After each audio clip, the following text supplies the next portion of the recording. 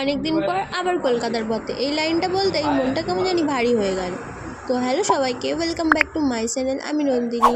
অনেক দিন পর আজ আবার একটা চেনা ভীষণ ভীষণ স্পেশাল জায়গার পথে। এই শহরটা শুধু একটা নাম না, এটা আমার অনেক স্মৃতির ঠিকানা। হ্যাঁ, আজ যাচ্ছি কলকাতা। অনেক দিন পর ফিরে যাওয়া, কিছু বদলে যাওয়া অনুভব, আর নিজের সাথে আবার একটু দেখা করার গল্প। কারণ কলকাতা শুধু একটা শহর না, এটা একটা অনুভব, অনেক স্মৃতি, অনেক না বলা কথা, আর নিজের একটা অংশ যেন এইখানেই রেখে এসেছিলাম। অনেক দিন পর যখন ট্রেন থেকে নামলাম, প্রথম দেখা অনুভব করলাম এই শহরের শব্দ, হর্নের আওয়াজ, মানুষের কলহল, চায়ের দোকান, ডাক, সবজি। রাস্তায় হাঁটতে হাঁটতে মনে হচ্ছিল কিছু বদলায়নি, আবার অনেক কিছু বদলে গেছে। সেই পুরনো বাড়িগুলি, লাল হলুদ বাস, ফুটপাতের দোকান, সব কিছু যেন আমাকে চিনে ফেলেছে। আর আমি যেন একটু অন্যরকম হয়ে ফিরছি। কলকাতার বাতাসে এর একটা আলাদা গন্ধ আছে। ভেজা রাস্তায় পুরনো বইয়ের দোকান, কিছু জায়গায় গিয়ে হঠাৎ মনে পড়ে গেল পুরনো দিনগুলো।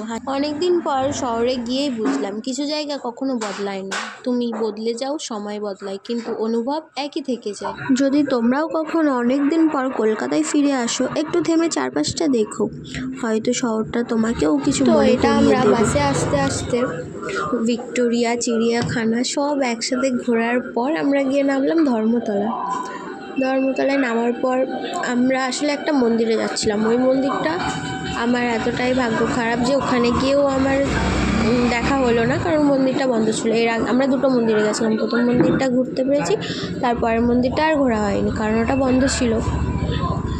তো আর কি হবে, ধর্মতলায় নেমে আমরা গিয়ে কিছু শপিং করলাম, এই কিছু কিনলাম। কেনার পর তারপর অনেক দিন পর আবার ঘোরাও দেখা হলো আমার, অনেকগুলো একসাথে।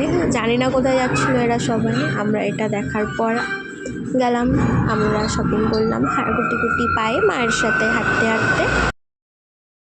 তাহলে এই ছিল অনেক দিন পর কলকাতায় ফিরে আসার অনুভব। কিছু জায়গা বুঝিয়ে দিল সময় বদলালেও কিছু অনুভব কখনো বদলায় না। যদি তোমাদের ওই ভিডিওটা ভালো লেগে থাকে তাহলে লাইক কমেন্ট করে পাশে থেকো। আবার দেখা হবে খুব শীঘ্রই, ততদিনের জন্য ভালো থেকো। Tata, thanks for watching.